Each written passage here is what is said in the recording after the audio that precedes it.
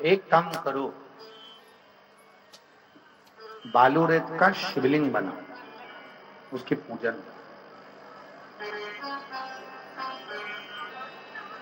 शिवलिंग की जो पूजन होती है, भगवान शंकर की जो शिवलिंग का पूजन है, वो साधारण नहीं।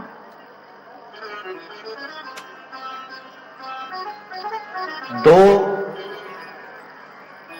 गुप्त नवरात्रे होते हैं, थोड़ा ध्यान देंगे। दो गुप्त नवरात्रे होते हैं। एक गुप्त नवरात्रा यही मार्च के महीने में आता है, जो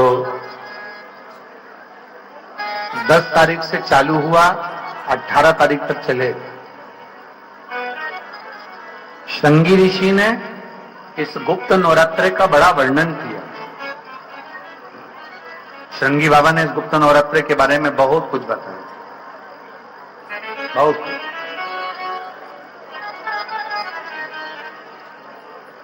श्रृंगी बाबा गुप्त नवरात्रे के लिए कहते हैं कि अगर इस गुप्त नवरात्रे के अंतर्गत 9 लाल फूल,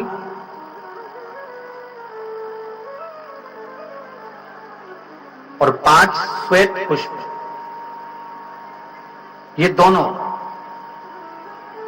लोग कहते हैं गुप्त नवरात्रे में हम देवी की आराधना करें, गुप्त नवरात्रे में हम भगवान की आराधना करें, पर शिव महापुराण की कथा कर रही है, भगवान शंकर का चरित्र कथा है। अगर आपने देवी भागवत का स्मरण किया हो या भगवान शिव की एक पवित्र आनंदमय कथा स्कंद पुराण के काशी खंड में अगर सुनी हो या उसमें भी नहीं पढ़ पाए हो, तो श्रृंगी ऋषि के चरित्र में आता है। श्रृंगी बाबा ने वर्णन किया है कि किसी भी स्थान पर, किसी भी स्थान पर यदि हमारे घर में 2 शिवलिंग है, नहीं है, तो किसी अपने घर के गमले में, बगीचे में 2 पार्थिव लिंग का निर्माण करें। 2 पार्थिव लिंग, उसमें एक शिव जी का स्मरण करें और एक में माता पार्वती जी का स्मरण।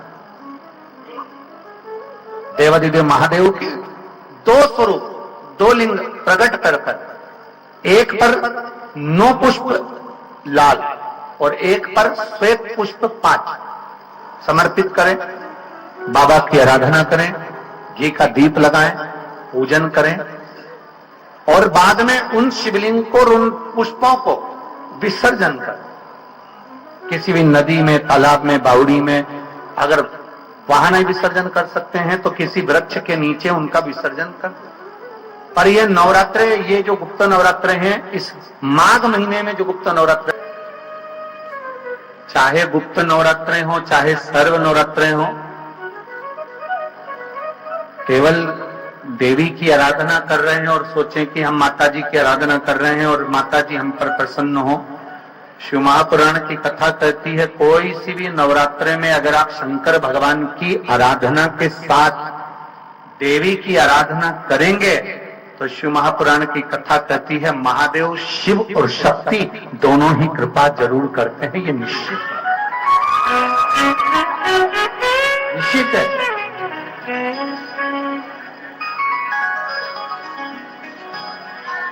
केवल एक शिव की आराधना कर लेना, शक्ति की आराधना कर लेना। हम शिव और शक्ति की दोनों की आराधना एक साथ करें।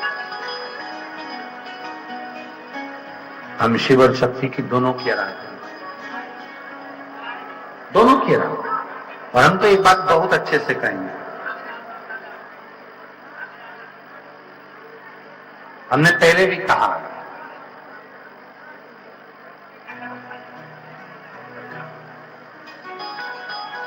धन आने से रहने का तरीका, खाने पीने का तरीका,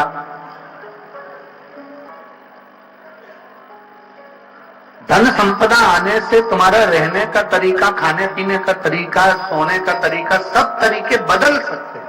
कपड़ा पहनने का तरीका भी बदल सकता है।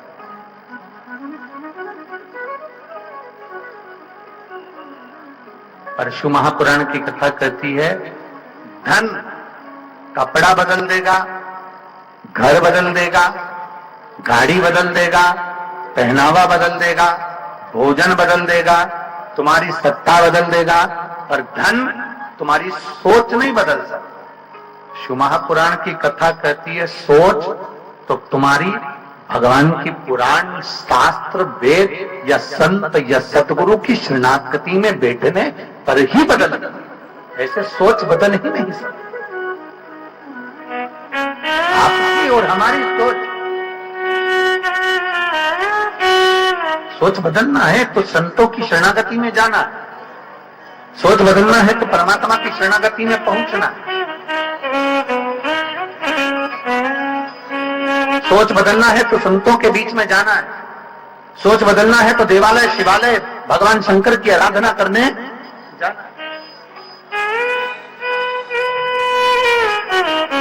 दौलत कपड़ा बदल देगी, दौलत तुम्हारा रहने का तरीका बदल देगी, दौलत तुम्हारा वैभव, सत्ता सब बदल सकती है, पर वो दौलत तुम्हारी सोच नहीं बदल सकती। सोच बदलेगी तुम्हारी सत्संग, सोच बदलेगा तुम्हारा समर्पण, सोच बदलेगा तुम्हारे शंकर पर चढ़ाया गया एक लोटा, ये सोच बदल देगा।